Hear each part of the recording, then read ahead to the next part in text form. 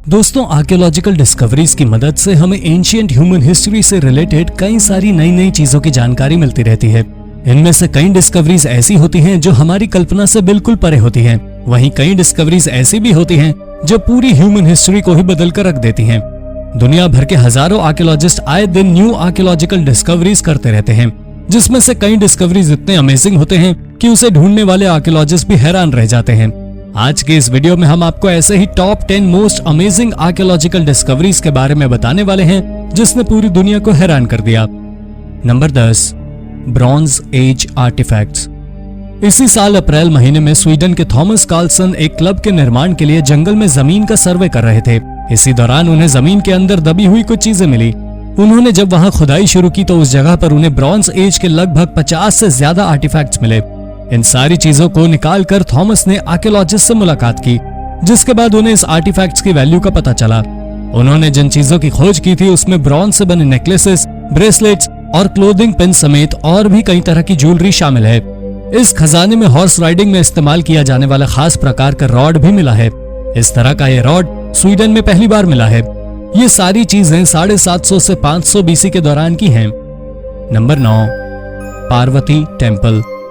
2016 में उड़ीसा के गंजम जिले में स्थित बटेश्वर मंदिर के रेनोवेशन के दौरान मजदूरों को मंदिर के बगल में ही रेत के नीचे दबी हुई कुछ चीजें मिली।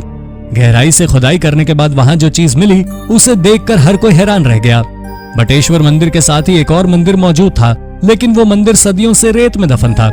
रेत में दबे इस मंदिर का नाम पार्वती मंदिर है और ये मंदिर लगभग 1200 साल पुराना है। आर्कियोलॉजिस्ट का मानना है कि इस मंदिर का निर्माण बटेश्वर मंदिर के निर्माण के साथ ही किया गया था, लेकिन ये मंदिर रेत में कैसे दब गया, इस बात की जानकारी नहीं मिल सकी है। इस पार्वती मंदिर में कुछ मूर्ति भी मिली हैं। एंशिएंट टाइम के दौरान गंजम जिले में एक बंदरगाह हुआ करता था, जहां से व्यापारियों का आना जाना लगा रहता था। इस वजह से आर्कियोलॉजिस्ट ऐसी संभावना जताते हैं कि बटेश्वर मंदिर के आसपास कोई प्राचीन सभ्यता भी मौजूद रही होगी, लेकिन हमें इस सभ्यता के बारे में और जानकारी तभी मिल सकेगी जब इस इलाके में बड़े स्तर पर एक्सकेवेशन किया जाएगा। Number 8, mysterious mustatils. Saudi Arab में आर्कियोलॉजिस्ट ने पत्थरों से बने हजारों मॉन्यूमेंटल स्ट्रक्चर्स को ढूंढा है। ये सभी स्ट्रक्चर्स लगभग 7000 साल पुराने हैं। ये स्ट्रक्चर्स रेक्टेंगल शेप में हैं, जिस वजह से इसे मस्टेटल्स नाम दिया गया है। अरबी भाषा में मस्टेटल्स का अर्थ रेक्टेंगल होता है। आर्कियोलॉजिस्ट ने फिलहाल 2 लाख स्क्वायर किलोमीटर क्षेत्र में लगभग 1000 मस्टेटल्स ढूंढे हैं। रेक्टेंगुलर शेप के स्ट्रक्चर्स 2 प्लेटफॉर्म से मिलकर बने हुए हैं, जो 2 दीवारों से आपस में कनेक्टेड हैं। कुछ मस्टेटल्स के बीच में स्टोन वॉल से बने चेंबर भी हैं, जिसके सेंटर में स्टैंडिंग स्टोन मौजूद है। कुछ मस्टेटल्स के आसपास पालतू जानवर का सिर और हड्डियां भी मिली हैं। 7000 साल पहले इतने बड़े क्षेत्र में एक जैसे स्ट्रक्चर्स का मौजूद होना कई सारे रहस्यों को पैदा करता है।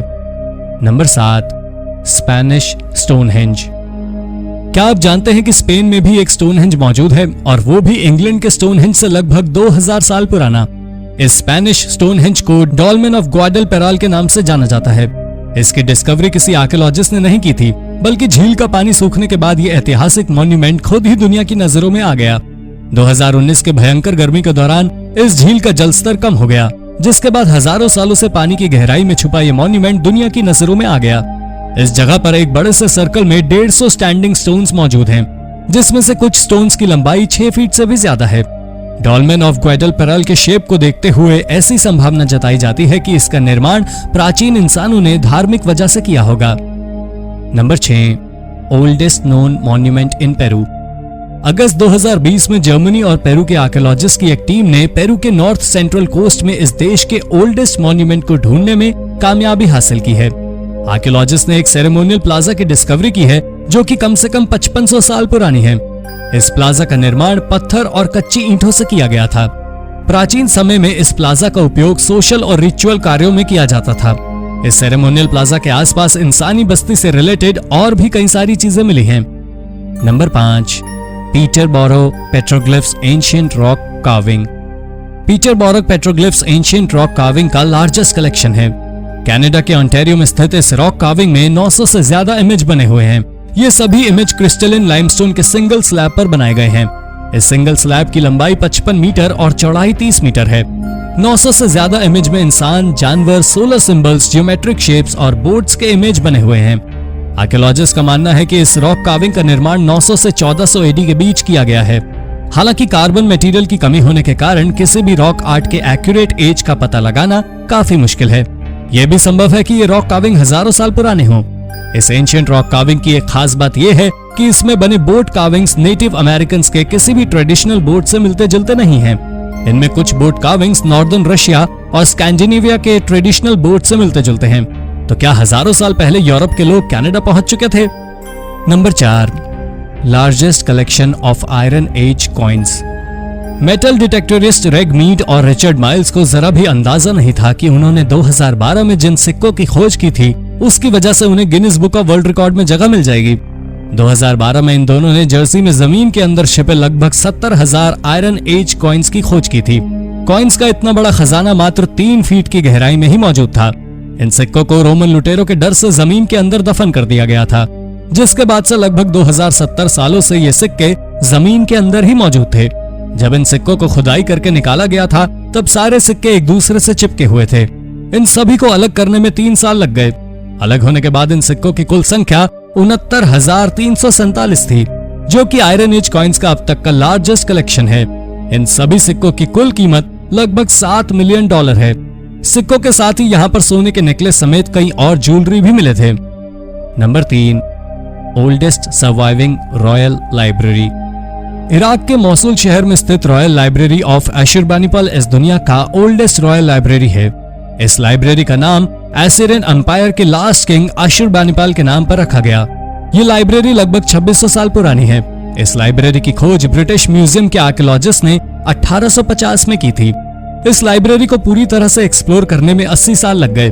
इस लाइब्रेरी में किताबों के रूप में मिट्टी के टुकड़े पर लिखे टेक्स्ट मौजूद हैं, जिसे क्ले टैबलेट्स कहते हैं। इस लाइब्रेरी में 30,000 से ज्यादा क्ले टैबलेट्स मौजूद हैं। इस लाइब्रेरी के निर्माण के समय दुनिया में जितनी भी इंफॉर्मेशन अवेलेबल थी वो सभी क्ले टैबलेट्स में मौजूद हैं।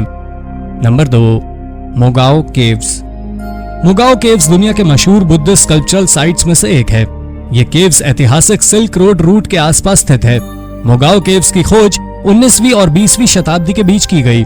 यहाँ पर कई सारी गुफाएं हैं जिनमें एक से बढ़कर एक sculpture, wall paintings, silk paintings, calligraphy और वुड ब्लॉक प्रिंटिंग बनाई गई है। इस जगह पर फर्स्ट केव का निर्माण 4वीं शताब्दी में किया गया था, वहीं लास्ट केव का निर्माण 14वीं शताब्दी में किया गया। सभी केव्स को एक जगह मिला दे तो इसका कुल क्षेत्रफल 5000 स्क्वायर फीट से भी ज्यादा होगा। सभी केव्स को मिलाकर यहाँ पर 5 लाख से भी ज्यादा वॉल पेंटिंग्स मौजूद है। यहाँ पर एक लाइब्रेरी केव भी है। Number 1, West Xia Imperial tombs.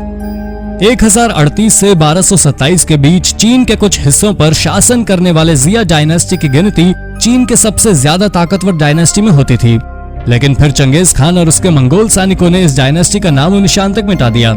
इस डायनेस्टी का कहीं कोई जिक्र तक नहीं बचा। 1972 में आर्कियोलॉजिस्ट ने ज़िया डायनेस्टी की राजधानी रह चुके युनशुआन से कुछ ही दूरी पर पिरामिड की आकार में बने एक कब्र को ढूंढा, जिसके बाद उस पूरे इलाके में एक्सकवेशन का काम शुरू हुआ और ज़िया डायनेस्टी की जानकारी पूरी दुनिया के सामने आई। तलाशी अभियान के दौरान आर्कियोलॉजिस्ट ने एक के बाद एक 259 पिरामिड की आकार में बने कब्र ढूंढ लिए।